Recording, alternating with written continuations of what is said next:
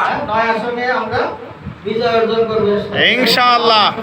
আমরা বিজয়ের জন্য চেষ্টা করব ইনশাআল্লাহ। 100 জন মানুষের দায়িত্ব নিলে আল্লাহের ইনশাআল্লাহ অসংখ্য মানুষ ইনশাআল্লাহ আমাদের সাথে যোগাযোগ করতেছেন, যারা লিডারশিপ এরা আমাদের সাথে যোগাযোগ করতেছেন যে আমরা রাজনীতি আর করতে চাই না, আমরা পরিচ্ছন্ন একটা জায়গায় আমরা ফিরে আসছি। আলহামদুলিল্লাহ।